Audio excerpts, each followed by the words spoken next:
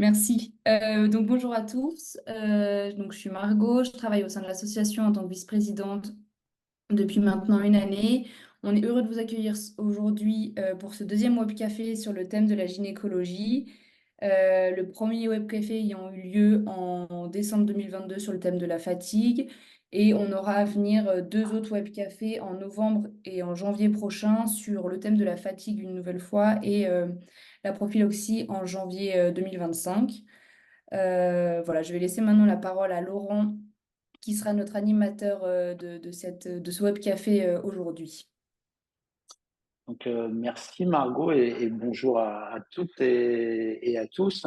Donc, on n'est pas ce matin, mais on est bien cet après-midi. On va parler aujourd'hui de gynécologie et d'hématologie. Donc, Margot va revenir rapidement finalement sur ce sujet-là en introduction. On va parler bien sûr du suivi gynécologique tel qu'il est aujourd'hui. Alors, c'est pas un vrai sondage, mais c'est les réponses aux deux petites questions qu'on vous a posées lors de l'inscription sur quel suivi vous avez actuellement, enfin avec quel type de médecin et où est-ce qu'il est réalisé, en ville ou à l'hôpital.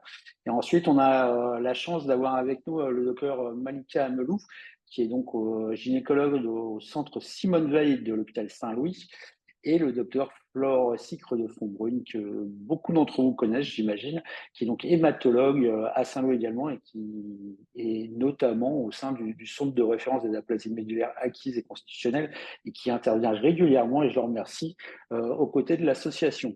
Bien sûr, on va avoir un temps d'échange, des réponses à vos questions, celles que vous nous avez posées avant, et après un vrai temps d'échange avec vous. Et je céderai la place à la fin à Adèle, le président de l'association, qui vous donnera des petites nouvelles sur l'association. À Margot, qui va nous expliquer finalement pourquoi aujourd'hui parler de gynécologie et d'hématologie.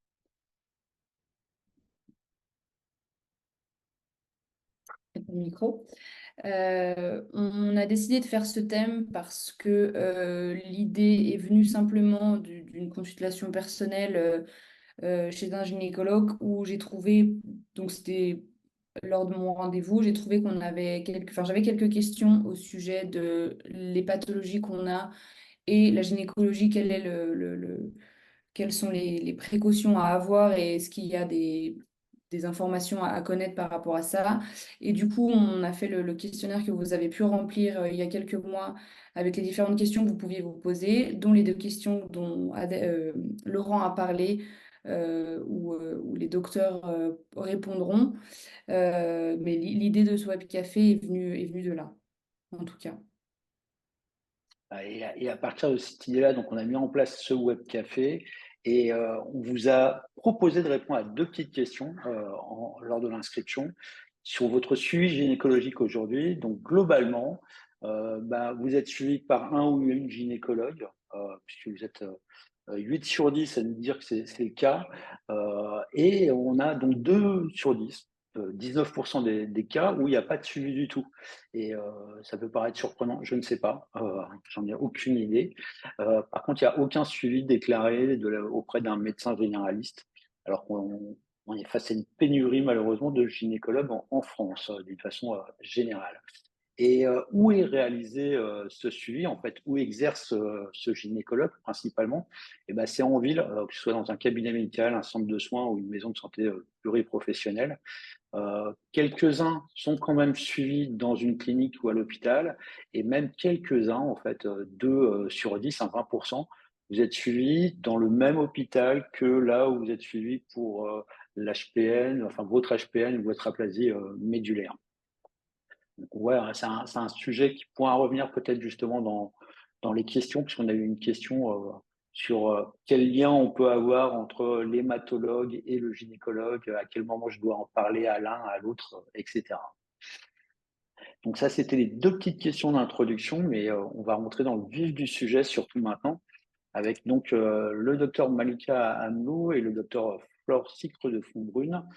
Euh, Comment vous souhaitez procéder? Vous prenez la main pour partager votre écran ou je passe les slides pour vous?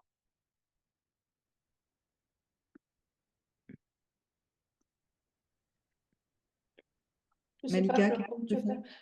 Est-ce que je pourrais faire un commentaire sur une des slides sur les fréquentations, celle d'avant? Voilà. En fait, si on compare avec la population générale, il y a un peu plus de femmes suivies et ça s'explique, hein, vu le contexte, mais enfin, c'est quand même pas mal puisqu'on est à entre 50 et 60% de femmes suivies régulièrement et plutôt par des médecins généralistes pour la population générale et maintenant des sages-femmes. Donc là, on voit qu'on est un peu plus suivi par un spécialiste et quand même dans l'ensemble un peu plus suivi, même si on peut déplorer les 2 sur 10 non suivis.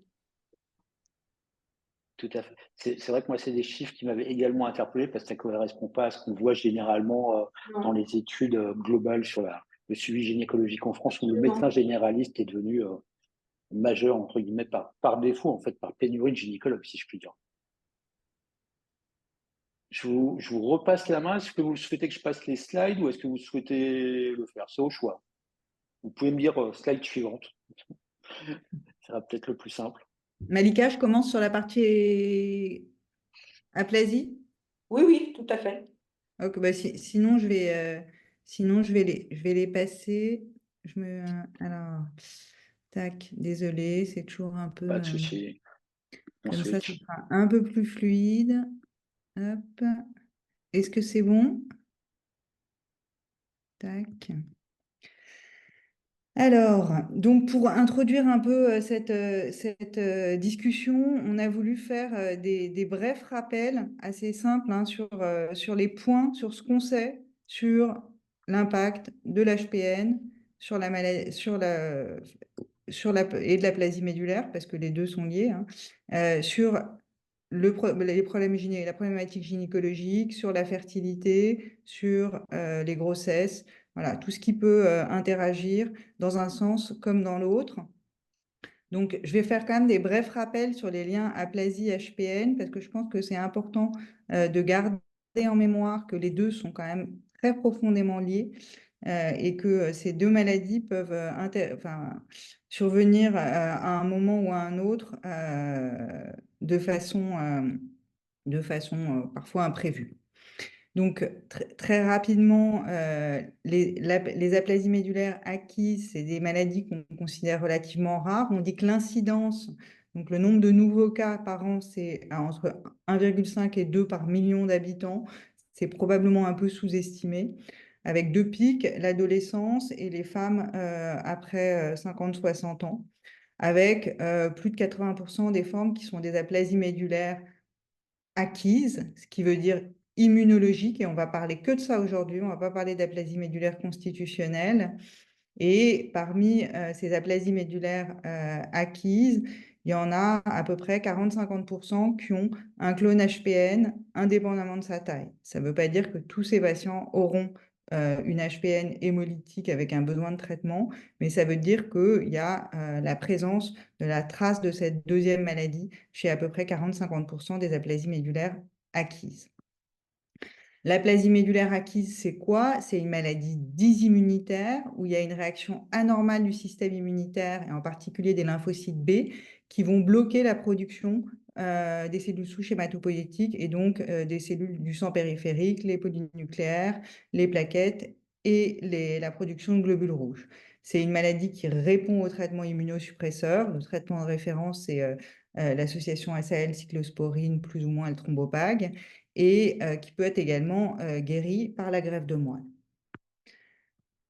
L'HPN, c'est une maladie qui est encore plus rare que l'aplasie médulaire, qui survient quasiment dans 100% des cas dans un contexte d'aplasie médulaire, qui soit visible ou pas au moment du diagnostic.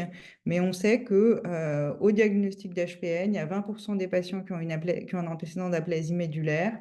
Et au cours du suivi, il y a 25-30% des patients qui vont développer une HPN et avec, dans à peu près 50% des cas, un besoin d'un traitement.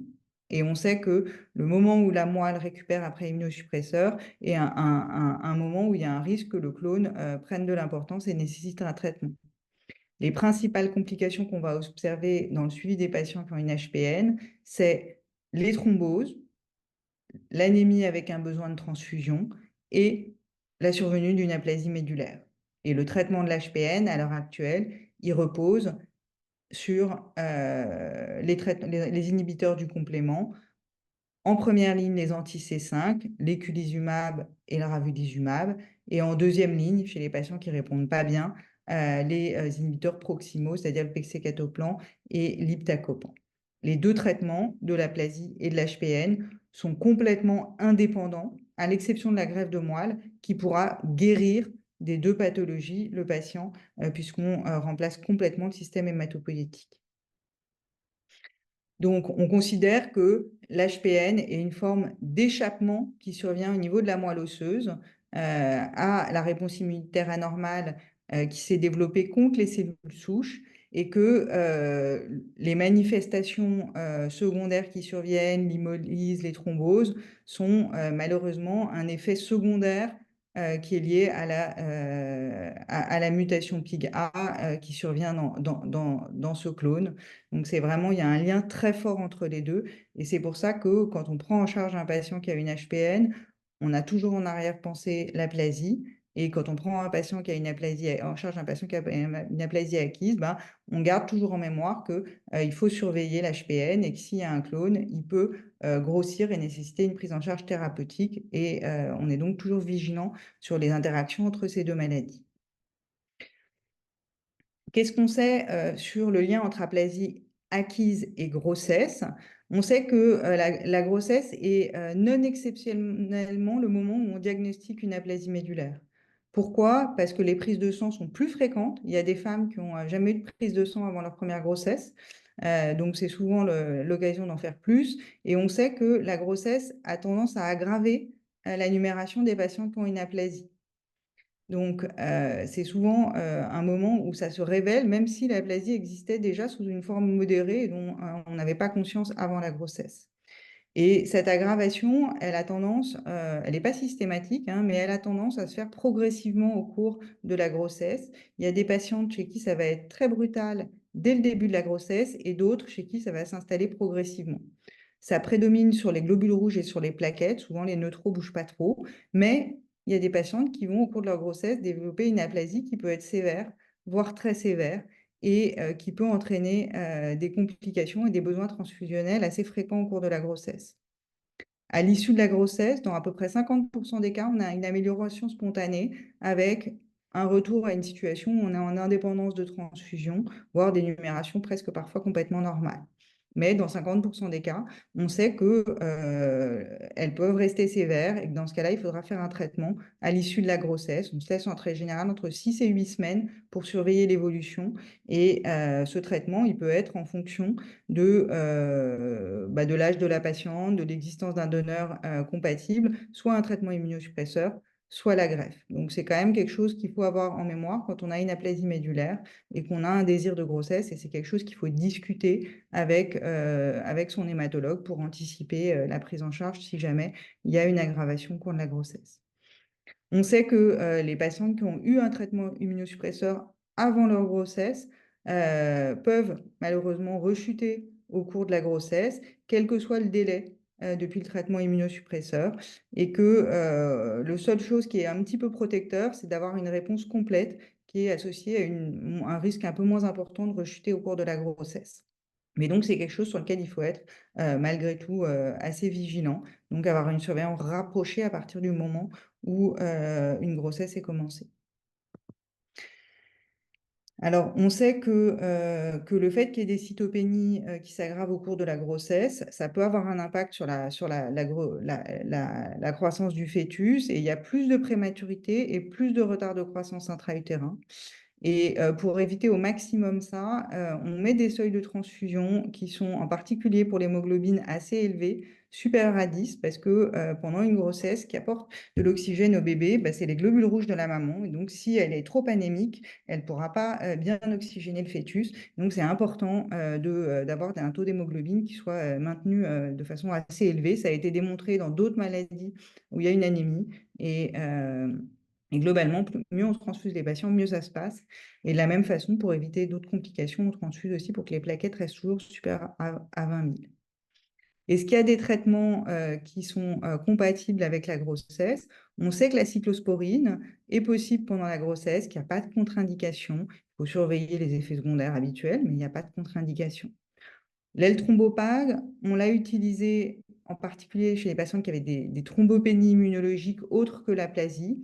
On sait qu'en fin de grossesse, ça ne pose pas de problème. Par contre, on a peu d'expérience chez quelqu'un qui aura besoin d'avoir de l'L-thrombopag à partir de la conception et le garder toute la grossesse sur le risque, en particulier pour le fœtus. Le sérum antilymphocytaire est théoriquement possible, mais en pratique, on ne le fait pas parce que ça induit des hypotensions, des hypertensions qu'on trouve trop risquées par rapport à la situation qu'est la grossesse. Et la greffe, évidemment, on ne peut pas faire une greffe à une femme enceinte, ce n'est pas possible. Quel est l'impact de l'aplasie sur l'accouchement? Il n'y a pas de contre-indication à la voix basse. Nous, principalement, les patientes accouchent par voie basse, même quand elles ont des plaquettes très basses. On les transfuse avant l'accouchement, on surveille bien, on est attentif, mais il n'y a pas de contre-indication. Et on sait par ailleurs que l'allaitement est possible sous cyclosporine. Ce n'est pas du tout une contre-indication parce que les concentrations sont extrêmement faibles dans le lait maternel, donc il n'y a pas de risque pour l'enfant. Donc voilà, l'important, c'est vraiment d'anticiper en amont, de discuter avec, quand il y a un désir de grossesse chez une patiente qui a une aplasie, qui n'a jamais été traitée ou qui a été traitée et qui est en rémission, c'est vraiment d'en discuter en amont avec le médecin qui la suit pour voilà, se mettre dans les meilleures conditions pour que ça se passe le mieux possible. HPN et grossesse. Alors, quel est le risque de la grossesse sur l'HPN?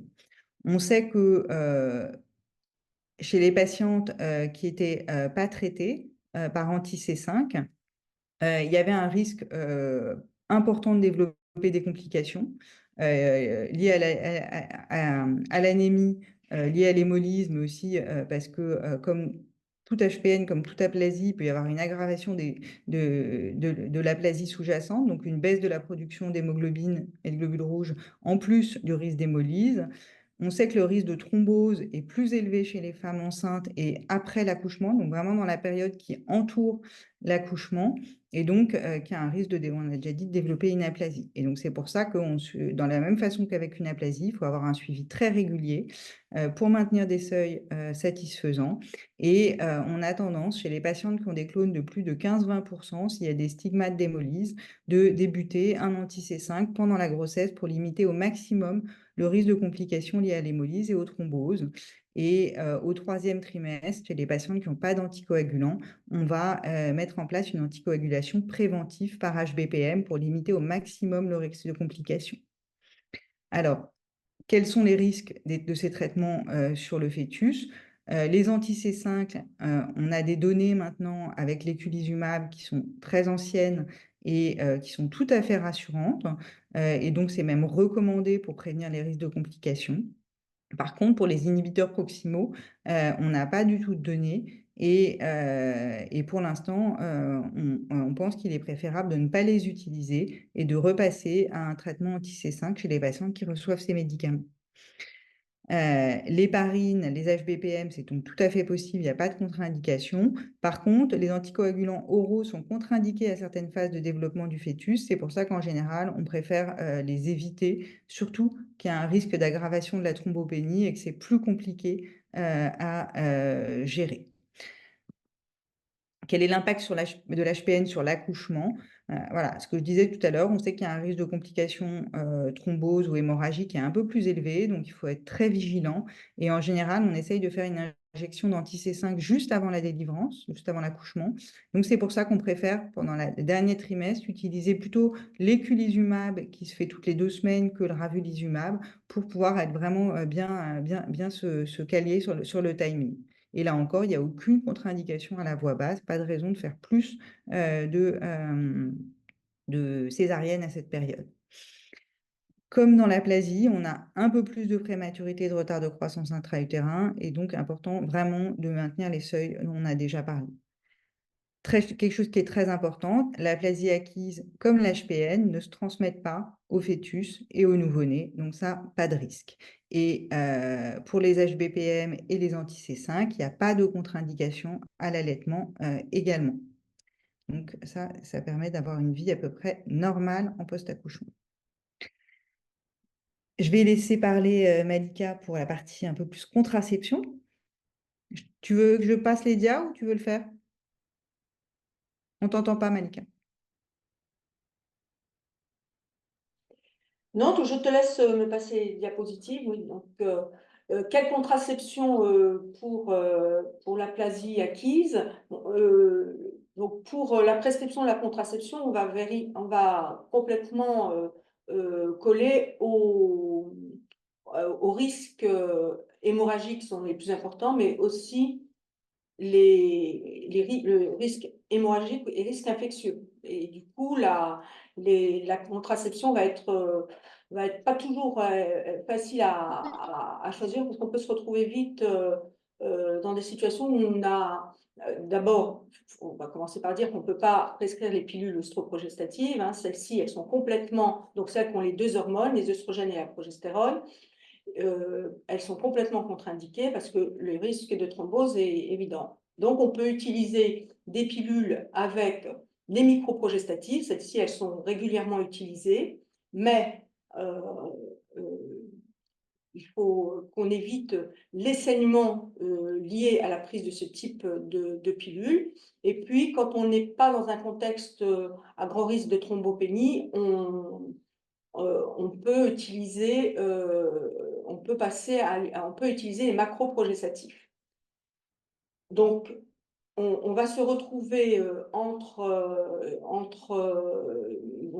une catégorie de pilules complètement contre-indiquées et des pilules qui sont plus difficiles à utiliser. Et parmi les macroprogestatifs, on a maintenant de plus en plus de produits retirés du marché ou à prescription réduite avec surveillance d'IRM cérébral pour des risques endocriniens. Donc, on est de plus en plus limité sur la palette des produits qu'on pouvait utiliser. Donc, voilà.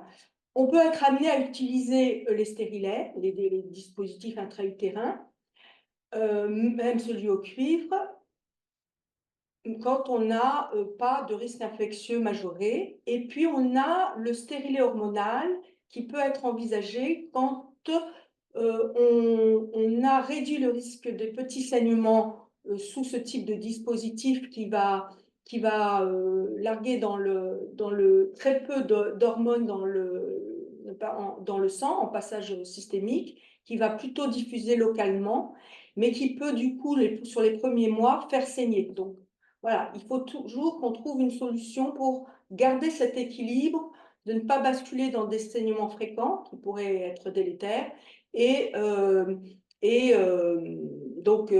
puis aussi vivre confortablement parce que quand on saigne tout le temps. Donc, on peut être amené à utiliser plusieurs produits à la fois.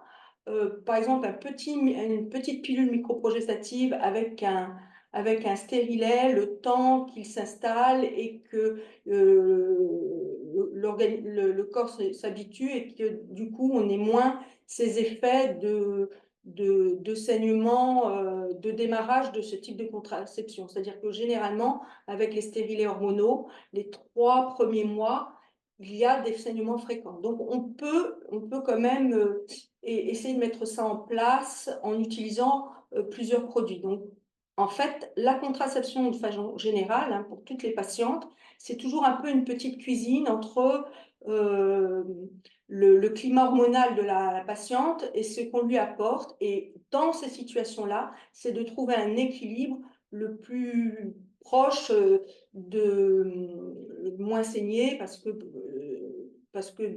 dans ces pathologies, bah, c'est délétère et puis que la vie n'est pas agréable. Et puis, il y a de l'autre également en tête le risque infectieux. Donc, le stérilet au cuivre qui, par le fait qu'il crée une inflammation au niveau du col et sa façon de fonctionner, peut aussi faciliter les petites infections locales. Donc, c'est vraiment la contraception au bon moment en fonction de la stabilité de la maladie, des traitements qui sont utilisés, parce qu'avec certains traitements, on pourra un peu plus utiliser telle et telle contraception. Mais bon, généralement, la prescription la plus courante est quand même la pilule microprogestative. Mais voilà, on a quand même la possibilité d'aller sur les dispositifs intra-utérins. Bien évidemment, les préservatifs, qu'on maintenant on appelle internes ou externes, donc masculins ou féminins, qui sont de bonnes, en contraception régulière, ne vont pas avoir une efficacité d'une contraception orale ou même d'un stérilet, mais bien utilisés régulièrement et dans certaines situations, eh bien, ça peut être sur des périodes courtes un bon relais. Dans les situations où véritablement il faut absolument pas saigner, où on veut mettre un petit peu ce climat où on ne va pas prendre de risque de saignement, on peut utiliser les agonistes de la LHRH qui va faire retirer complètement les règles puisque le fonctionnement ovarien ne se fait plus du tout et on peut utiliser ça quelques mois sans que ce soit vraiment délétère. Alors, on sait aussi que les traitements pris et la maladie peuvent entraîner des problèmes d'ostéoporose. Donc, c'est un traitement qu'on va utiliser vraiment quand c'est nécessaire.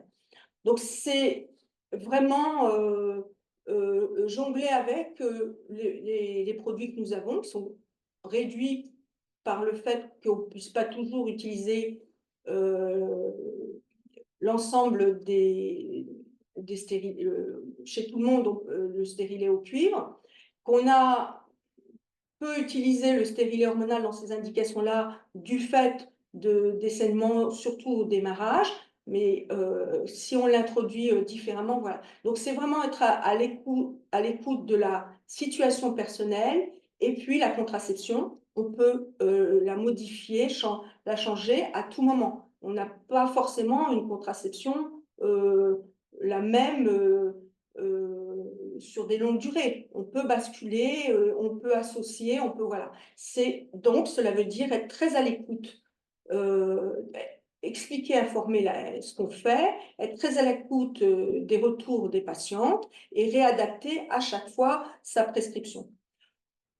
Pour les HPN, en fait, et on va aller vers les contraceptifs les moins thrombogènes, puisque c'est... Et donc, on va être souvent sur la micropilule. Mais bon, tout dépend de l'état et de l'équilibre au niveau de la maladie, la prise en charge de la maladie par les traitements et aussi des types de traitements. Pour l'ensemble de pour aussi bien les aplasies et les HPN, la contraception d'urgence, qui est juste à base de progestatif avec une petite dose de microprogestatif, elle est donc autorisée comme pour toutes les patientes quand il y a eu un rapport à risque et dans les 72 heures, il n'y a absolument pas d'état d'âme sur la prise de cette pilule d'urgence.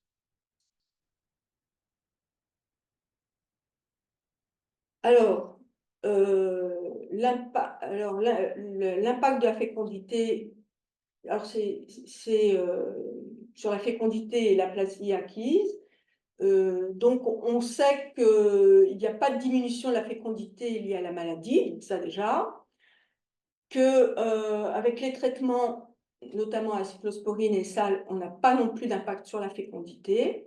Alors, ça va être, et même pour les allogreffes, pour l'allogreffe, les conditionnements qui sont utilisés a un impact, mais assez modéré. Donc, de toute façon, la préservation de la fertilité est possible, est proposée et doit être proposée avant la greffe, mais elle peut également être faite après. Ça va être vraiment au cas par cas. Il y a des situations d'urgence où voilà. Et donc, on n'a pas de contre-indication à la PMA en post-allogreffe. Voilà, donc fécondité HPN, donc on n'a pas de diminution de la fécondité liée à la maladie et au traitement. pas de diminution de la fécondité liée à l'ensemble des traitements qu'ils ont prescrits pour cette pathologie. Donc, la consultation chez un spécialiste en médecine de procréation est nécessaire et recommandée. Pendant cette consultation, les techniques de préservation vont être expliquées, et puis aussi l'évaluation de la balance bénéfice-risque, parce qu'il y a toujours dans les gestes de prélèvement et de prélèvement, il y a toujours des risques hémorragiques ou infectieux qui sont pas négligeables. Et donc, voilà, cette évaluation est importante à faire. Et quand on décide de passer par donc une préservation, bien, on peut être amené un peu à retarder la greffe. Donc, il faut aussi que cette situation que les patients soient informés, qu'elle soit évaluée, que cet impact délétère soit accepté, qu'il y a ce petit risque de retard de greffe soit connu et accepté. Donc, il y a des techniques de préservation de la fertilité après l'allogreffe qui sont également possibles, voilà, et qui doivent être donc connues et informées avant pour pouvoir prendre sa décision. Voilà. Alors, les préservations de la fertilité, chez les filles avant la puberté, la cryoconservation du cortex ovarien, donc va être la technique qui va être faite, puisque on ne peut pas faire, ils sont prépubères, donc on ne peut faire que cette technique. Donc ça va être le prélèvement de la zone qui contient les ovocytes, et cette technique, elle est utilisée depuis plus de 20 ans, et donc maintenant, régulièrement, enfin, est une pratique courante. Chez les femmes pubères, donc là, on va stimuler pour prélever les follicules et ovocytes, et soit pour une vitrification des gamètes ou une technique de fécondation in vitro et dans les situations, mais ça c'est vraiment très, très rare, quasiment ça ne se fait pas, mais ça se fait quasiment pas, mais il est quand même techniquement possible de faire une préservation d'embryons. Ça c'est réservé au PMA qui sont faits dans les couples, mais dans la situation où il faut faire vraiment vite pour greffer, c'est une technique, même si elle est autorisée pour les couples, elle est rarement faite, voire jamais faite. Alors, donc, comme pour la cryopréservation des tissus gonadiques, la stimulation et les ponctions transvaginales qui sont nécessaires peuvent être contre-indiquées dans certaines situations de thrombopénie ou de neutropénie, avec les risques que ça peut entraîner. Donc, parfois, on peut être dans des situations où on ne peut pas mettre en place ces techniques de préservation. Entre l'urgence de la greffe et les risques, voilà, il y a certaines situations, dans certains cas, on peut ne pas pouvoir faire cette préservation, mais bon, c'est de plus en plus, pour ces pathologies-là, c'est quand même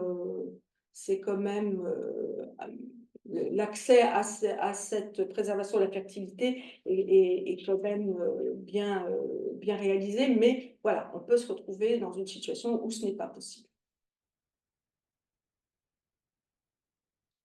Alors, spécificité du suivi gynécologique chez les patientes en aplasie ou HPN, oui, il y a une spécificité, mais en même temps, ça s'inscrit dans le suivi gynécologique de toute patiente, c'est-à-dire un suivi régulier pour repérer, dépister certaines pathologies, les cancers, les IST, la qualité de vie sexuelle, tout ça, c'est le cadre général du suivi gynécologique, donc l'examen des seins, l'examen gynécologique, mais ce suivi va être adapté en fonction de la maladie et des traitements, et évoluer en fonction de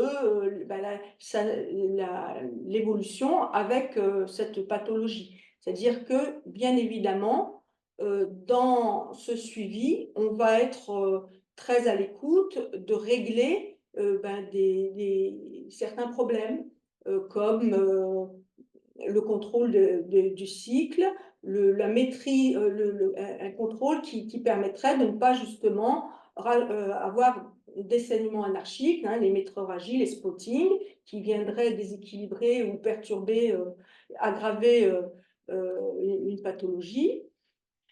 C'est également le risque infectieux qui est plus augmenté, donc la prise en charge rapidement des patientes au moindre signe de vaginose, vaginite, cystite, hein, donc on va être vigilant sur cet aspect-là, hein, donc les femmes elles-mêmes même les amener à de l'auto-médication, enfin guider, parce que ça peut être fréquent, hein, on ne peut pas être tous les 4 matins chez le gynécologue, mais donc le suivi, c'est véritablement échanger autour de ces problématiques-là et expliquer comment les gérer au quotidien et intervenir le plus vite possible. Donc à partir d'un suivi gynécologique de base, là, on va complètement suivre le rythme de l'évolution de la maladie, des effets des médicaments qui sont pris. Mais sinon, le reste, le frottis. Alors, le frottis qui est maintenant où on recherche les papillomavirus, donc dans la population générale, on est amené, quand il n'y a pas de papillomavirus, à faire un frottis tous les 5 ans. Eh bien non, chez les patientes, dans ce cas-là, le frottis, il est beaucoup plus régulier, voire annuel, avec cette recherche de papillomavirus tous les ans, tous les 18 mois. Donc, pareil, hein, la vaccination est encouragée dans la population générale et dans une tranche d'âge, hein, on tente à généraliser, mais dans les situations d'aplasie acquise ou d'HPN, c'est fortement recommandé et c'est réalisé. Donc maintenant, c'est passé, même si le remboursement, quand on n'est pas dans les âges de la vaccination du garde d'asile, le remboursement n'est pas prévu à 100%, ça c'est dommage. Alors qu'il faut qu'il se généralise chez ces femmes et ces jeunes filles et garçons également, penser à la vaccination pour l'ensemble des gens concernés. Voilà, donc pour le dépistage du cancer du sein, l'examen clinique va commencer au même âge que la population générale, hein, vers une vingtaine d'années, et puis une mammographie, échographie, à partir d'un certain âge, elle va revenir plus régulièrement quand il y a des facteurs de risque, mais bon voilà, il y a un rythme plus soutenu, mais on est dans le même suivi avec, voilà. Pareil pour la prévention et le dépistage de l'ostéoporose, il y a des traitements qui vont entraîner des problèmes osseux, donc on va être attentif et on va prescrire une ostéodensitométrie un peu plus tôt. Alors pour la HPN, j'ai mis focus sur les risques de thrombose pelvienne, mais c'est rarissime. En fait, c'est le même type de suivi que pour le reste. Véritablement, pour les patientes que nous suivons à Saint-Louis, puis maintenant que l'on voit ailleurs, ce qui est important, c'est d'être à l'écoute de ce qui est vécu avec, bien évidemment, un cadre et un algorithme de suivi plus soutenu que pour la population générale, mais pas si différent que ça. Et puis, des focus plutôt sur l'impact de la maladie sur certains sur certains problèmes comme les saignements ou sur les effets de certains traitements qui pourraient, par exemple, favoriser le développement, la présence d'HPV, enfin, faire que l'HPV puisse être plus délétère. Donc voilà, c'est vraiment collé à l'évolution de la maladie et les traitements qui sont pris pour mettre le rythme de la surveillance. Voilà. Mais il n'y a pas, à part les ostéodensitométries pour le dépistage ostéoporose qui sont introduits beaucoup plus tôt que pour d'autres populations, le reste, c'est ce qui est fait pour la population générale un peu plus tôt et à un rythme plus soutenu. Alors, là, par contre, après une allogreffe, il va y avoir là, un traitement qui va avoir un impact immédiat et plus lourd que quand il n'y a pas d'allogreffe, avec cette insuffisance ovarienne prématurée, voire une ménopause précoce qui va s'installer chez la plupart, avec tout ce que ça va entraîner, les bouffées de chaleur, les troubles de l'humeur, la sécheresse vaginale et tout ce qui va découler de ces situations-là. Donc, là aussi, très vite, les suivis sont mis en place, hein, très rapidement après l'allogreffe, agissant, donc 3 mois après, et pour pouvoir rapidement prendre en charge cet aspect-là, et puis surtout repérer l'apparition de GVH, puisque généralement, ça apparaît entre 4 à 6-7 mois après la greffe. Voilà. Donc, plus on la traite tôt, plus les traitements sont efficaces. Bon, la GVH sur le plan sur la sphère gynécologique, ça va être au niveau de la vulve et du vagin avec des symptômes qui sont assez gênants, comme les sécheresses importantes de la vulve et du vagin, des brûlures, des douleurs. Donc, il peut y avoir des lésions qui s'installent rapidement, hein, un aspect blanchâtre de la vulve, voire même une modification du relief de la vulve. Donc, et voir aussi un rétrécissement du vagin. Donc, toutes ces situations qui peuvent rapidement se mettre en place doivent être repérées le plus tôt et pour pouvoir bénéficier des traitements qui freinent, voire qui empêchent l'installation de cette GVH. Donc, on utilise de façon systématique et dès la greffe les œstrogènes en crème. Dans des situations où on a une forte suspicion de démarrage de GVH ou de présence de GVH ou de développement, on va utiliser les crèmes à base de cortisone et qui doivent être, tous ces traitements doivent être débutés le plus tôt possible. Certaines situations un peu plus qui évoluent très vite où on peut être amené à utiliser des traitements hormonaux par voie systémique, par voie orale, qu'on peut déjà avoir proposé pour quand il y a l'insuffisance ovarienne sans GVH en traitement hormonal de substitution pour essayer justement de préserver le capital osseux et puis un confort de vie. Et puis, il y a des situations où les GVH sont très installés ou sont très agressives et il y a donc des gestes chirurgicaux possibles.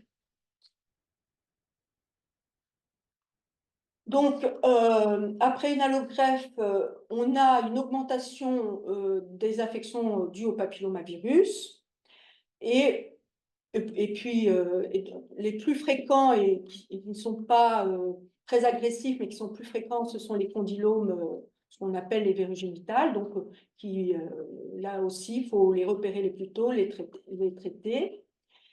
Et parmi tous ces HPV, certains d'entre eux sont à risque de cancer. Donc, le pourquoi de ce frottis régulier, annuel, qu'on peut après, avec le temps, espacer, mais en tout cas, au démarrage de la prise en charge, ça va être un frottis et recherche HPV. On va faire les deux, c'est-à-dire la recherche du papillomavirus, mais également une cytologie pour voir s'il n'y a pas déjà d'impact de ce papillomavirus sur des lésions sur les cellules du col. Voilà, je crois que je suis... Je sais pas ce qu'on a après. Alors, donc, et le suivi des hommes, ben, la place dans ce dispositif. Alors, moi, celui, je n'en vois pas du tout. Donc, on voit que pour la plasie acquise, il n'y a pas d'impact des traitements, des différents traitements sur la fécondité. Quand il y a une allogreffe, ben, la préservation de fertilité systématique, mais la plupart, je pense que le recul a montré qu'en fait, très souvent, ils avaient des enfants spontanément après une allogreffe. Dans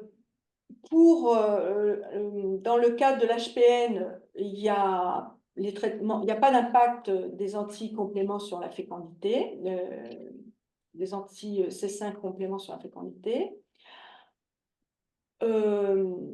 L'allogreffe, de façon générale, a un impact, l'impact de la greffe sur la vie du couple est très souvent plus exprimé par les hommes, même si maintenant, enfin, moi dans mon service, on en parle de cette sexualité. Je pense que ça a toujours été abordé, celle qui nous a précédé, ça a toujours été au cœur de la prise de la prise en charge de la gynécologie. Hein. C'est pas éviter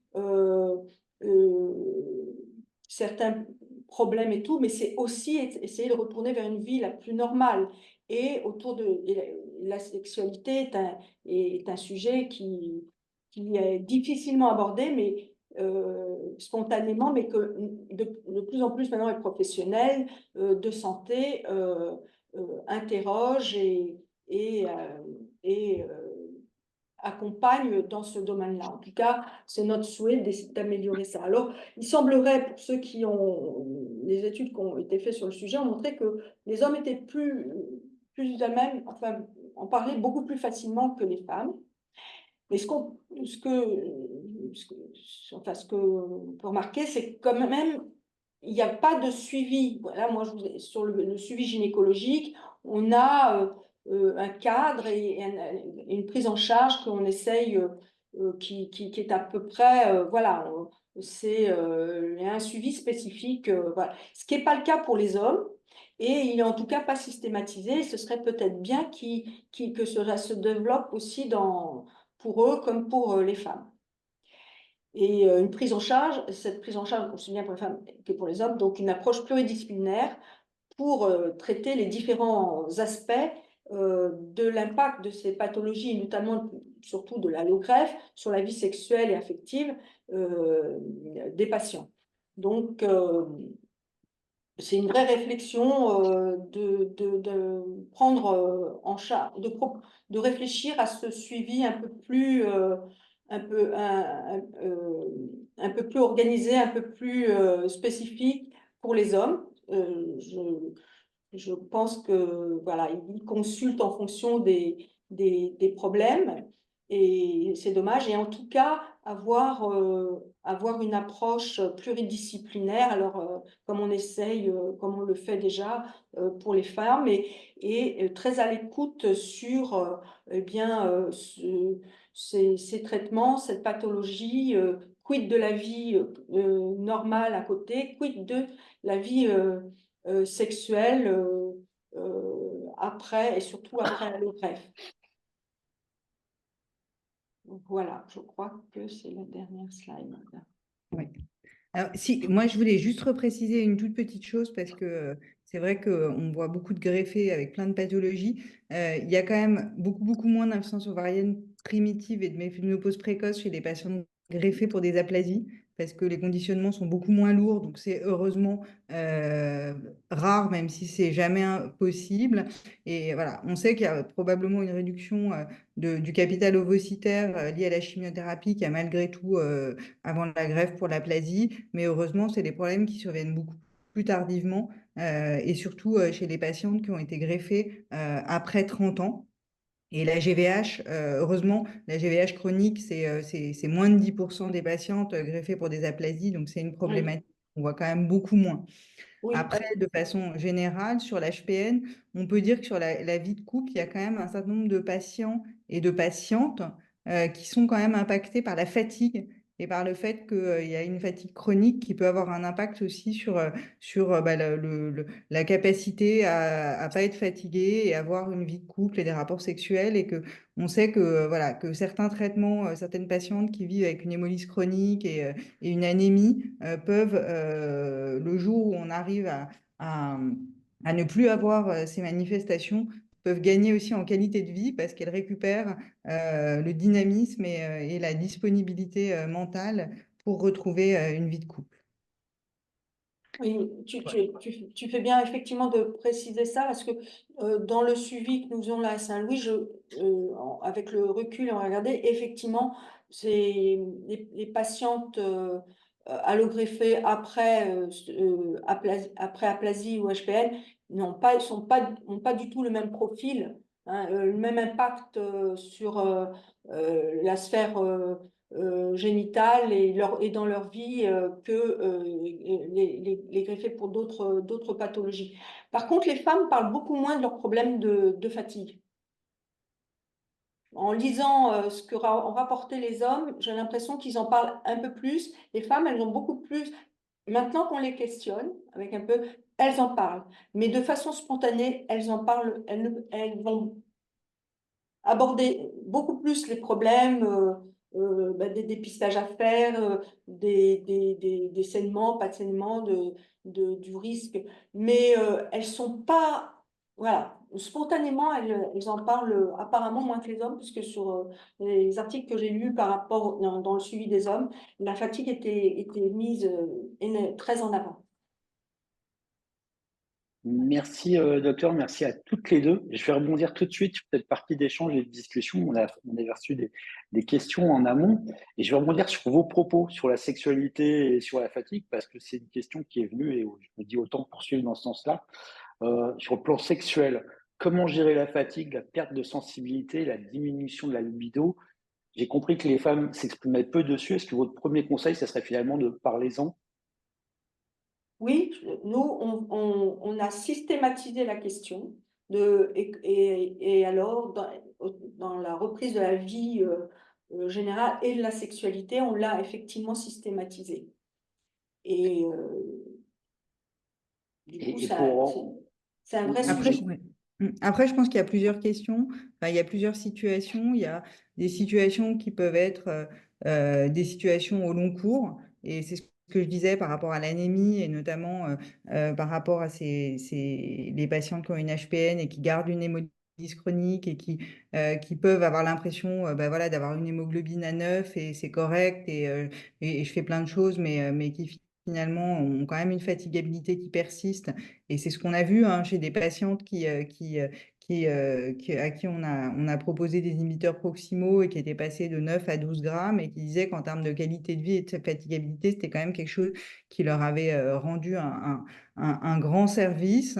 Et puis après, il y a des patientes qui ont 11 grammes d'hémoglobine, mais qui quand même sont fatiguées. Et aussi parfois parce qu'elles ont, bah, en plus de l'aplasie ou de l'HPN, elles ont d'autres choses, d'autres problématiques dans la vie, des enfants à aller chercher à l'école, à accompagner tout ça, et que parfois c'est aussi bah, quand on est voilà, quand on est surchargé parce qu'on a plein de choses à faire en plus de sa maladie, de ses traitements, bah, parfois c'est aussi en parler et essayer de trouver des espaces où justement on est hors du du rythme du quotidien et de la journée, où on a plus de disponibilité pour retrouver une libido et le dynamisme nécessaire au rapport sexuel.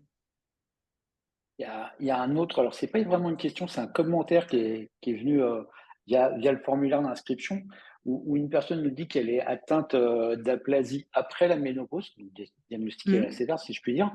Elle souffrait déjà de sécheresse vaginale avant son diagnostic, et avec la cyclosporine, ça s'est intensifié. Est-ce que c'est un phénomène que vous avez déjà constaté? Et pour elle, en fait, les rapports sont devenus aussi impossibles. Elle parle des rapports intimes, évidemment, avec ces sécheresses-là. Est-ce que c'est un phénomène classique, si je puis dire, de cyclosporine égale sécheresse vaginale? Alors, je ne sais pas si c'est beaucoup rapporté, mais encore une fois, peut-être que c'est sous-rapporté. Peut-être qu'il y a des patientes qui s'en plaignent pas et qu'il y en a plus qui rapportent enfin, qui vivent des choses qu'elles rapportent pas forcément au cours des consultations. Après, je pense que Malika pourra développer, mais pour la sécheresse vaginale, il y a quand même des traitements. Oui, alors justement, j'aime toujours ramener à la situation lambda. Les femmes en général, elles ne parlent pas de sécheresse vaginale. Les consultations de gynéco, que ce soit pour les femmes traitées après cancer du sein, par exemple, où elles ont des traitements qui vont vraiment... Elles n'en parlent pas. Si le professionnel ne fait pas la démarche vers la femme, elles ne le mettent pas. Donc déjà, c'est sous-estimé. Les histoires de déséquilibre d'hormones avec impact sur le vagin, donc sécheresse vaginale, la périménopause chez certaines, elle peut arriver relativement tôt, 42, 45 ans, ça peut démarrer. Eh bien, voilà, très peu sont celles qui vont en consulter pour ça. Donc, c'est à nous d'en parler parce que, oui, ça peut arriver, ça peut démarrer assez tôt. Et les traitements, pas que cela, certains traitements vont accélérer cette situation-là. Donc, oui, les traitements locaux, par œstrogène marche très très bien.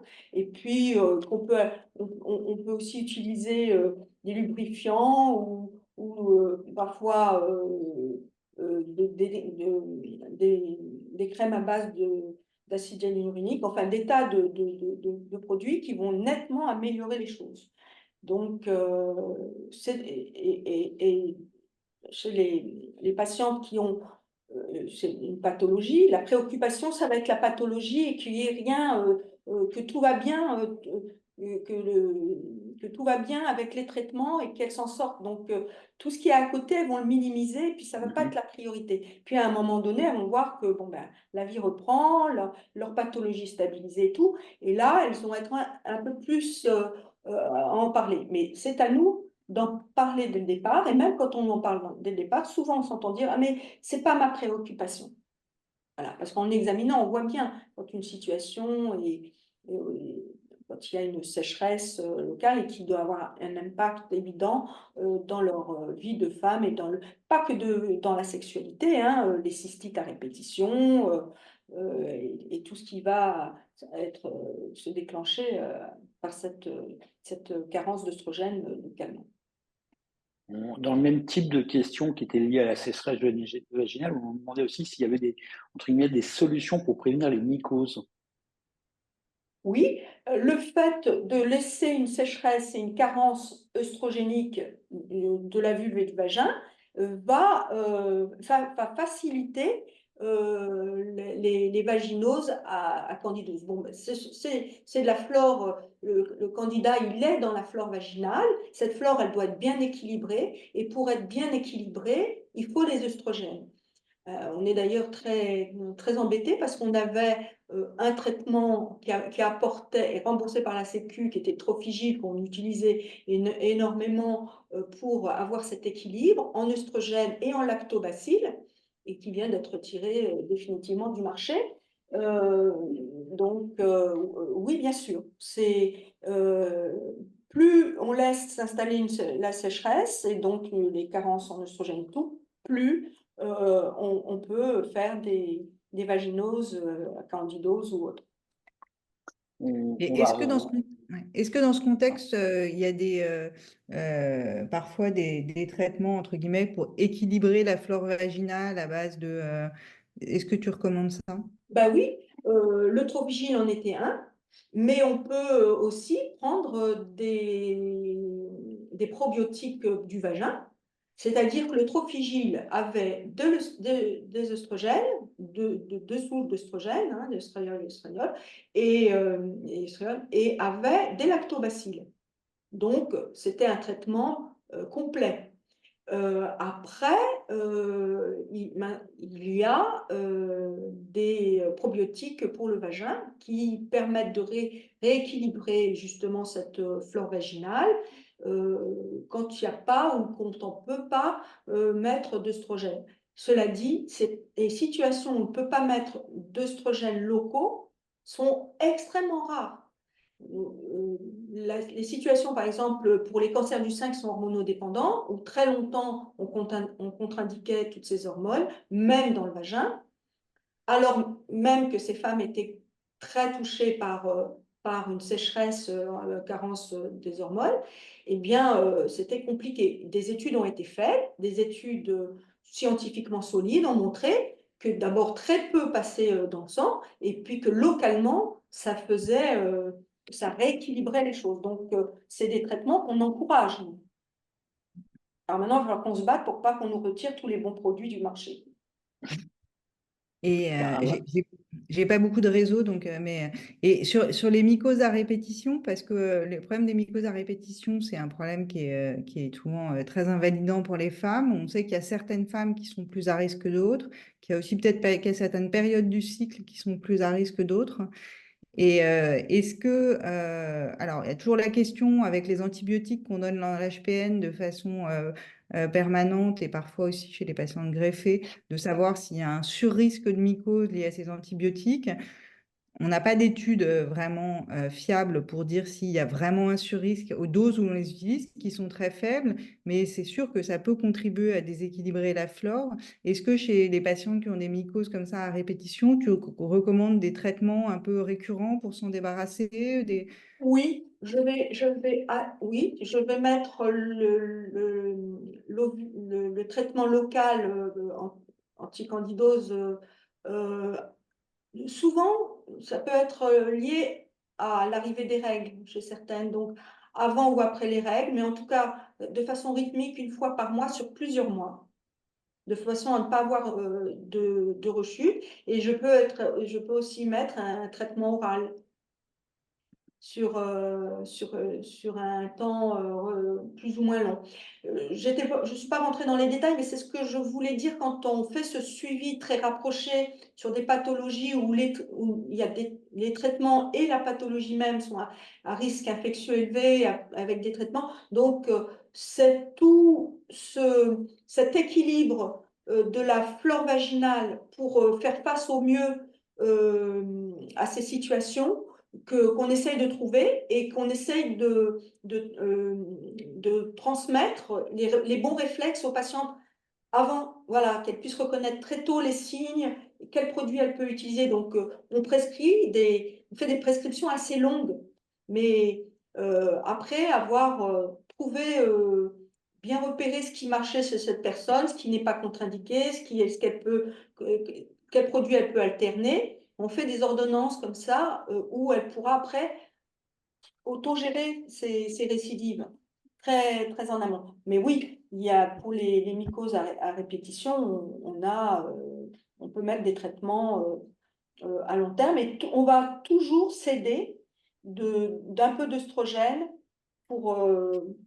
après avoir traité avec l'antimycosique, on va utiliser l'œstrogène et les probiotiques, les lactobacilles, quoi. Avant de revenir sur des questions spécifiques, particulières, c'est-à-dire deux questions qui sont très liées et qui sont sur finalement le suivi de base. Première question, comment faciliter la communication entre mon hématologue et ma gynécologue? Et la deuxième question, c'est finalement comment informer mon gynéco sur les traitements, les démarches médicales appropriées dans mon cas, que ce soit HPN ou aplasie médulaire. Quels sont je dirais, les éléments indispensables que le gynécologue doit savoir et comment on facilite le lien entre les deux? Moi, je pense qu'il faut qu'on ait toute l'histoire le parcours dans son ensemble. Le démarrage de la pathologie, les prises en charge, les bilans qui ont déjà été faits, les traitements qui ont été pris, tout est important. C'est vrai qu'on fait, on fait un suivi, on va mettre en place un suivi rapidement pour les personnes, surtout dans les situations d'allogreffe où il y a une urgence de parer à ce risque de GVH. Mais pour le reste des patientes, il y a moins cette urgence-là. Et c'est ce que j'ai essayé de dire, c'est que l'objectif, c'est de mettre en place un suivi personnalisé. Et en réalité, le suivi gynécologique, ce n'est que ça. C'est pas simple à faire. Il y a sur une base commune, sur un socle voilà, cadré, parce que c'est telle pathologie, les risques sont ceux-là et tout. C'est ensuite coller au mieux à cette personne avec cette pathologie, ce traitement, comment son corps, et en tout cas dans la partie qui nous intéresse, comment ça réagit. Donc, c'est vraiment mettre en confiance la patiente et avoir des échanges, mais il faut avoir toutes les informations.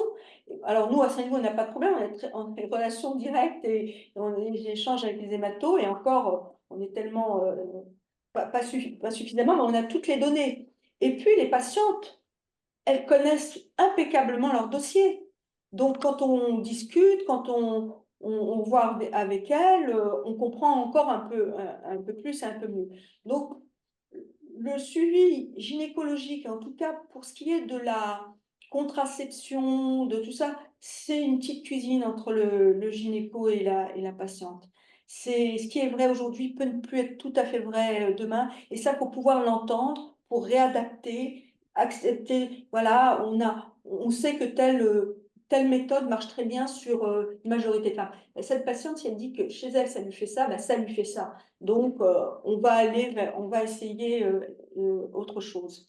Et c'est valable pour aussi les femmes qui n'ont absolument aucune pathologie. Donc déjà, pour trouver la contraception, c'est quelque chose qu'on va prendre sur du moyen, voire du long cours. Donc voilà.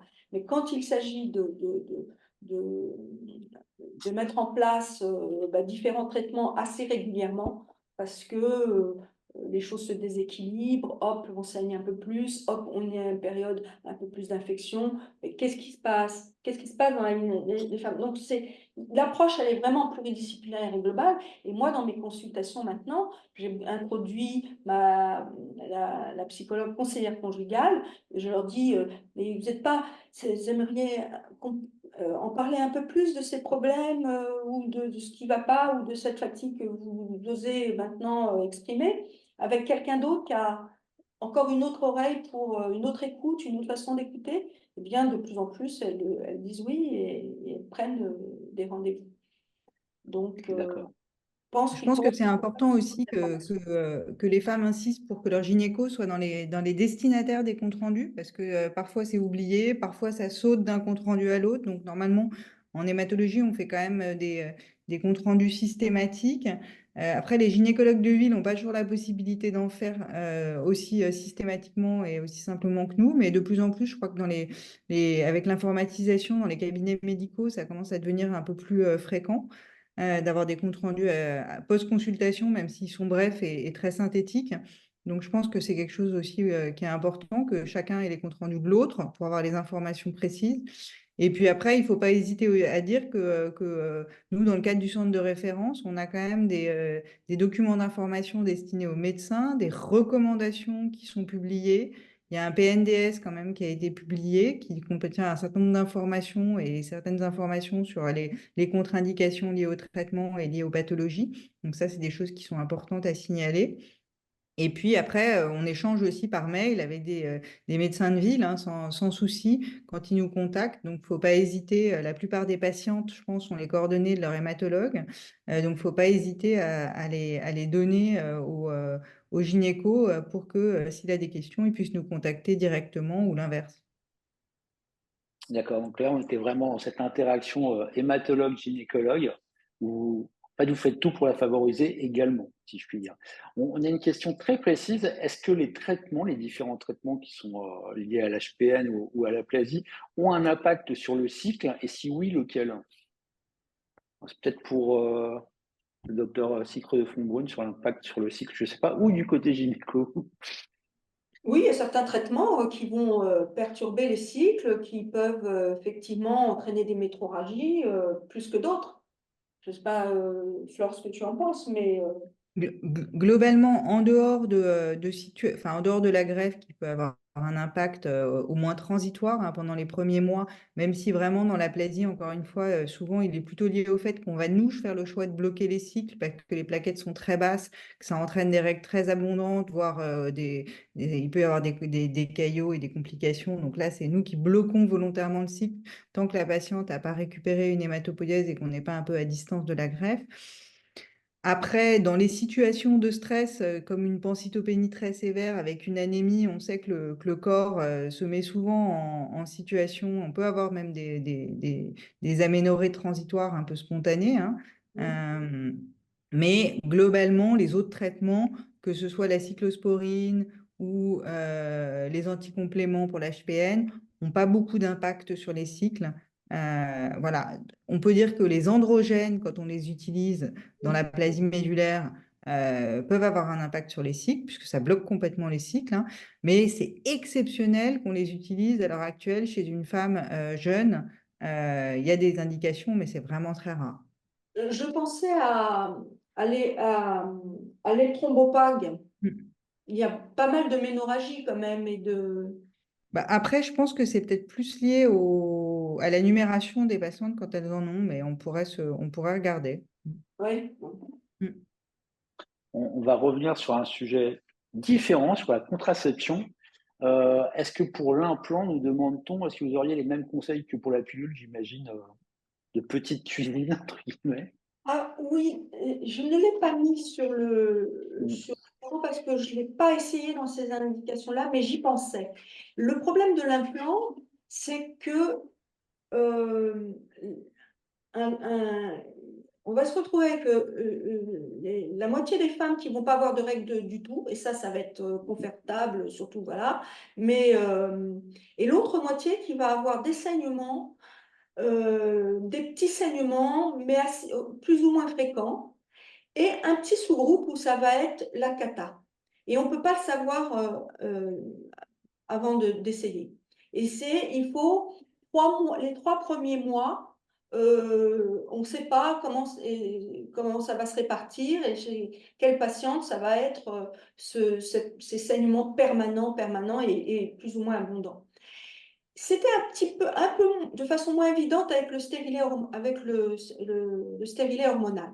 Et là, j'étais justement en train de me dire, parce que c'est vrai que l'implant, il est en place pour 3 ans, ça peut être tout à fait confortable. Et si je l'accompagne, ce que j'ai déjà essayé chez des femmes sans pathologie qui avaient ces problèmes-là, c'est vraiment lié à l'implant et à son démarrage, je mets un microprogestatif sur ces 3 premiers mois et elle bascule dans soit des cycles réguliers avec des petites règles, soit en aménorrhée comme la majorité de celles qui vont bénéficier de l'implant. Donc, je me disais que oui, peut-être que dans ces situations-là, parce que quand ça marche, ben, c'est 3 ans sans règles. Donc, ça peut être intéressant pour certaines de ne pas avoir du tout de règles. Et donc, je ne l'ai pas mis, mais j'ai oublié d'en parler, mais c'est ma réflexion actuelle, D'accord. de mettre l'implant en accompagnant les premiers mois pour qu'ils se mettent en place en douceur. Et il n'y a pas plus d'effets secondaires Alors, acné, prise de poids, rarissime. C'est les 2 autres problèmes de l'implant. Après, il y a des femmes qui sont bien avec l'implant, mais qui le retirent parce que le fait d'avoir une méthode de contraception trop efficace dérange certaines femmes et préfèrent l'enlever. Mais je pense que c'est les plus jeunes. Voilà. Mais sinon, son problème, c'était les saignements qu'on ne peut pas contrôler, qui arrivent n'importe comment. Et ça, je pense que là, on a un peu de recul et on pourrait essayer ça. même pour les femmes qui sont suivies pour ces pathologies-là. Dans vos présentations, vous nous avez parlé des risques liés à l'accouchement, enfin traitement accouchement, ou des risques liés aussi au prématuré, hein, à une augmentation de risque de prématuré. Mais on nous demande aussi s'il y a des risques associés aux fausses couches, entre guillemets, enfin des risques qui majoreraient les fausses couches, que ce soit par rapport à la maladie elle-même ou par rapport au traitement de la maladie. Je pense pas qu'on puisse dire que les traitements augmentent le risque de fausse couche. Je pense que c'est quand même dans les premiers mois des situations fréquentes. Après, de dire qu'une grossesse peut se terminer prématurément quand on a des cytopénies très sévères parce que ça gêne le développement, oui, ça c'est des choses qu'on a pu observer. Oui. Pour aller dans ton sens, Flore, oui, chez la femme lambda, j'ai envie de dire, la fausse couche pour les premières grossesses, c'est 30% des premières grossesses. C'est pas rien. Hein, sans cause, sans raison, voilà. Après, les deuxièmes couches, c'est autre chose. Une autre question, rien à voir avec la grossesse dans l'absolu. En cas d'hémolyse et de règles abondantes, quelles seraient vos recommandations ou conseils? Alors, je ne sais pas s'il y a un lien entre les deux, je ne pense pas. Mais bon, c'est sûr que ça peut aggraver l'anémie. Donc après, c'est des situations où on peut proposer, je pense, de bloquer les cycles temporairement, le temps que la situation se stabilise, si vraiment. Oui, l'utilisation des analogues et l'HRH peut régler la situation et nous permettre de mettre après un traitement qui marchera mieux que si on mettait d'emblée. Voilà. Donc on peut aller jusque-là, effectivement, sur l'effet délétère sur une courte durée est négligeable. Donc oui, on peut être amené à utiliser ça. Merci. On arrive quasiment au bout de la discussion avant de céder la parole à Adèle pour le mot de la fin. Une dernière question, la même pour chacune d'entre vous, si vous aviez 1, 2 ou 3 conseils à donner aux femmes touchées par cette maladie, voire aux hommes, puisqu'on a quand même parlé un petit peu des hommes, lesquels seraient-ils? Bah, je pense que globalement, voilà, les principaux conseils qu'on peut donner, c'est de parler de ces symptômes, parce qu'il y a parfois des solutions auxquelles qu'on n'avait pas envisagées, hein. On parlait des problèmes de ce qu'on appelle la dyspareunie, c'est-à-dire les douleurs au moment des rapports sexuels, ou des problèmes de fatigabilité qui ont un impact sur la libido. Et puis d'anticiper vraiment quand on a un projet de grossesse, quand on a au contraire un projet de pas grossesse, ou qu'on se dit que voilà, c'est des choses qu'on essaye d'anticiper de plus en plus avec les femmes. Parfois, on sait que une aplasie médulaire, on peut être en réponse avec le traitement, et puis après, on peut rechuter. Donc, c'est des moments où, quand on est en réponse, si on a 22 ans et qu'on n'a pas un projet de grossesse tout de suite, c'est un moment où on peut discuter un moment qui est calme, de faire une préservation de fertilité pour se dire que peut-être dans 5 ans, 6 ans, on pourra en bénéficier, même si au moment où on en parle, on se pose pas encore la question. Oui, moi, insister sur le fait que je pense depuis le début essayer de dire que il y a un suivi, le suivi le plus proche du suivi lambda, hein, voilà, et que ce temps en consultation de gynécologie, souvent les femmes, elles arrivent, elles sont presque que leur pathologie. Et parce que c'est normal. Alors que justement, en montrant que nous, on a intégré le fait qu'elles aient cette pathologie, et c'est ce que vous disiez tout à l'heure, être informé de tout, de bien ne pas être à côté de la plaque, mais de revenir sur le suivi global en gynécologie, c'est ce qu'on appelle maintenant la santé sexuelle, et bien s'autoriser à rentrer dans cette démarche-là, nous de la proposer et aux femmes voilà, oui, il y a une pathologie, mais elles restent femmes, il y a la vie, et justement, elles sont suivies, elles sont prises en charge, les traitements évoluent, voilà, elles retrouvent le travail, la vie de famille et tout ça, et retrouver une vie de femme, et puis aussi, je disais, il y a la même démarche pour les hommes, dans ce domaine-là, pouvoir en parler et améliorer, que ce soit pris en compte pareillement, quoi. Que ce soit pas voilà, la consultation de gynécologie de la porteuse de telle pathologie. Bien sûr qu'on ne l'oublie pas, puisque c'est ce qui fait la différence. Ah ouais. Mais cette différence, voilà, elle est là, mais le suivi gynéco, la trame reste absolument la même, et on voit bien qu'en plus, là, pour ces deux pathologies, l'impact n'est pas, voilà, on n'est pas sur d'autres pathologies plus lourdes qui vont avoir. Donc, très vite revenir, et en tout cas, développer ce temps d'échange et de parole autour de cette santé sexuelle. En résumé, je dirais, si on en parle, une vie gynécologiquement parlant classique est possible, quoi, finalement. C'est un peu ça. Comment? Une vie Oui, gynécologiquement parlant classique est possible. Il suffit d'en parler. Oui, savoir nous l'amener, savoir en parler et savoir écouter. D'accord. Encore merci à toutes les deux.